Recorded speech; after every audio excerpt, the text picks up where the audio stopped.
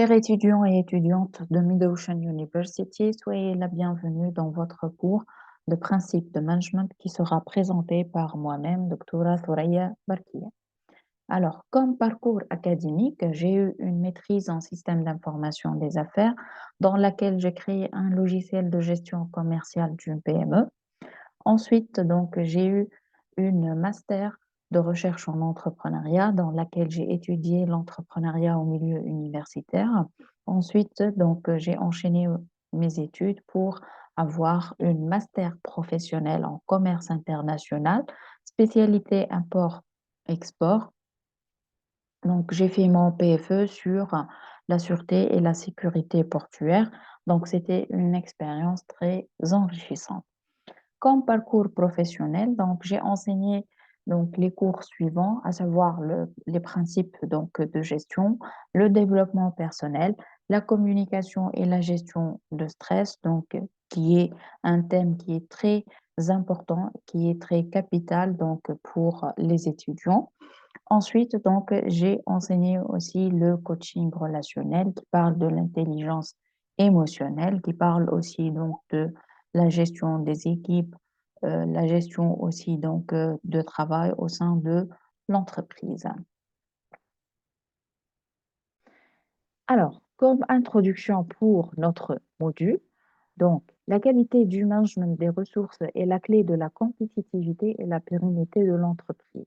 Ça veut dire que l'entreprise, elle a des ressources, mais ce n'est pas uniquement grâce à ces ressources qu'elle va garder donc sa place sur le marché, mais aussi c'est grâce à la qualité du management de ces ressources-là.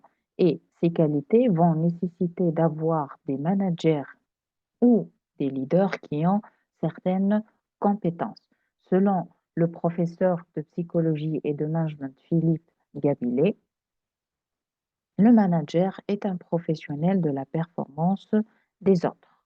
Qu'est-ce que ça veut dire? Ça veut dire que le rôle de manager ne va pas s'arrêter jusqu'à la réalisation ou l'atteinte des objectifs euh, déjà fixés par l'entreprise, mais il doit aussi, tout au long donc, euh, de cette quête d'objectifs, il doit veiller à développer et à augmenter les performances des autres.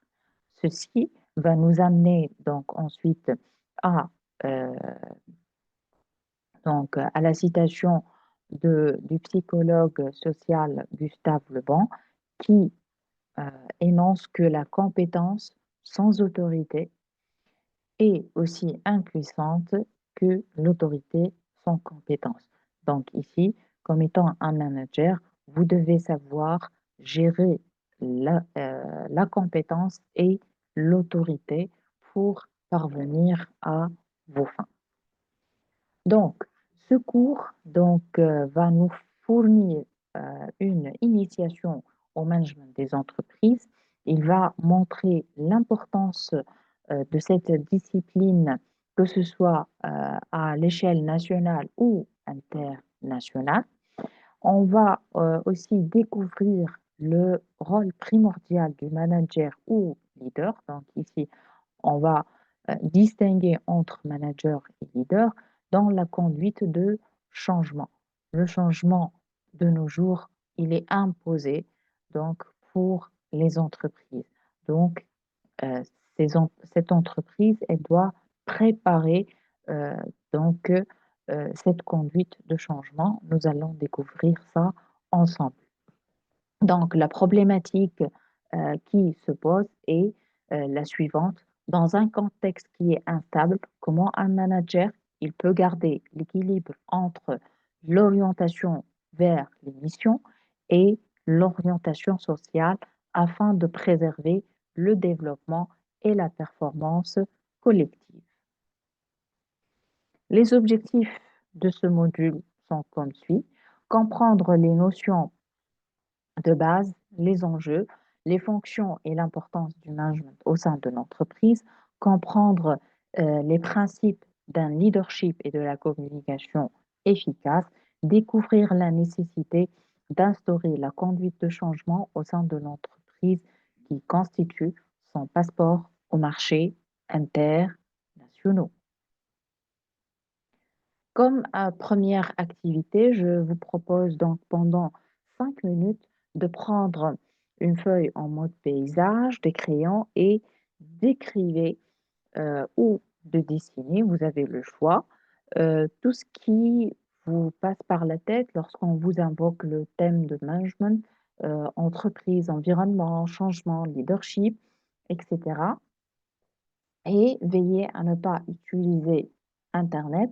Donc, et au cours des prochaines séances, je vais donc choisir quelques-uns pour présenter leurs travaux concernant cette activité.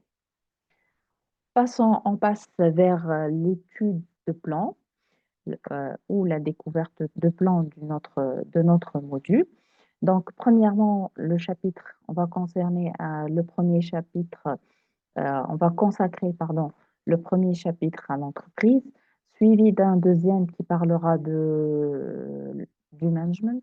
Ensuite, le troisième chapitre, le leadership, arrivant jusqu'à le quatrième chapitre, donc, qui sera concerné au management et la conduite de changement. Et donc, chapitre 5, on va parler du management international. Donc, le premier chapitre concernant l'entreprise, donc au cours duquel nous allons définir qu'est-ce que c'est que l'entreprise, les différentes terminologies, les caractéristiques, les ressources, les structures objectives. Nous allons aussi étudier l'environnement de l'entreprise. Ensuite, on va analyser comment l'entreprise, face à son environnement, elle va se comporter. On va étudier aussi les responsabilités et comment rendre l'entreprise durable dans son environnement. Et enfin, on va parler de la différence ou le gap entre la culture de l'entreprise et son environnement externe. Donc, l'activité, elle sera présentée par un mini-cas, portera sur un mini-cas. Ensuite, le chapitre de management, deuxième chapitre. Donc, le deuxième chapitre, donc, on va commencer par tout d'abord définir le management, faire un petit aperçu sur les différentes écoles de pensée en management. Ensuite, on va définir qu'est-ce que c'est que le manager, son rôle, les qualités et les styles. Ensuite, on va étudier ensemble le processus de management, à savoir le PODC et comment on peut prendre une décision. Ensuite, on va distinguer entre deux types de management, à savoir le management stratégique et le management opérationnel. On, on va enchaîner avec le management et performance, ensuite le management et l'innovation, et le management et comment il va gérer l'environnement et aussi comment il va gérer les ressources humaines. On va clôturer l'étude de ce chapitre par le fait de tracer un mind mapping qui va résumer donc le chapitre. Je vais vous expliquer donc en direct comment on va tracer ce mind mapping.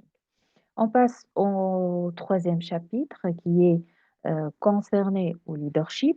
On va comprendre qu'est-ce que c'est que le leadership. Le leadership fait partie des soft skills qui sont de nos jours primordiales et essentielles dans nos entreprises et qui conditionnent leur développement et leur progression. Donc, on va étudier ce chapitre, on va comprendre quelle est la différence entre manager et leader, quels sont les traits de personnalité du leadership, comment je peux savoir que le cadre X ou Y peut être un leader. Grâce à quoi? D'accord? On va le voir ensemble grâce à sa façon de gérer les conflits, grâce à son intelligence émotionnelle, grâce à son travail d'équipe, comment il va motiver donc le personnel afin qu'il continue donc continuent donc leur chemin vers l'atteinte de l'objectif. Ensuite, on va éclairer qu'est-ce que c'est que le leadership situationnel. Donc, on va distinguer entre quatre types de leadership. Ensuite, on va euh, illuminer donc le rôle important du leadership dans la conduite de changement et comment je peux, on peut avoir un leadership efficace en entreprise. L'activité 4, on va au fur et à mesure donc la fixer. On passe vers le chapitre numéro 4 qui est concerné vers le management et la conduite de changement. Ensuite, donc, on va définir au cours de ce chapitre qu'est-ce que c'est que la conduite de changement, pourquoi instaurer la culture de changement en entreprise, quelles sont les raisons pour lesquelles il est important d'instaurer donc cette culture de changement. Ensuite, à chaque changement que nous voulons instaurer, certainement, il y aura de la résistance. Donc, comment je vais gérer en tant que manager ces différents types de résistance et quel est le style et la façon adéquate pour communiquer cette conduite de changement. Ensuite, on va passer au dernier chapitre qui portera sur le management international. Donc, on va définir l'importance du management international, quel est le cadre, euh, le cadre, vous devez savoir que le cadre culturel, il est indispensable à l'international. Ça veut dire que avant que l'entreprise ou le manager n'envisage donc le passage vers l'international, il doit tout d'abord euh, connaître les aspects culturels donc du, euh, du marché vers lequel il veut implanter son projet ou une nouvelle activité. Donc, les marchés de nos jours, les marchés internationaux ou les marchés mondiaux, donc, est devenu une nécessité. Donc, pourquoi pas l'entreprise, elle peut envisager de s'ouvrir à ce marché mondial en vue de bénéficier ou de capturer de nouvelles opportunités qui vont, euh, qui vont générer des bénéfices pour cette entreprise.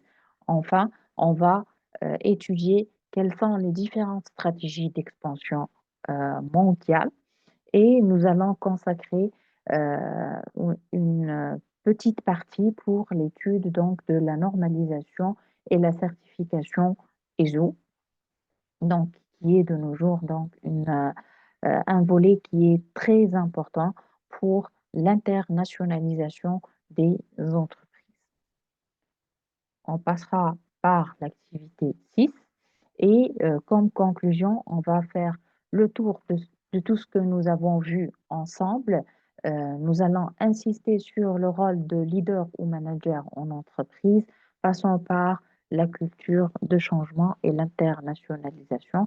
Et comme ouverture d'horizon, je garde ça pour moi pour l'instant et j'espère qu'on va passer ensemble un très bon semestre ensemble et je compte sur votre discipline, votre travail, votre persévérance afin, euh, afin de bien mener donc ce module à terme. Merci à vous et à la prochaine.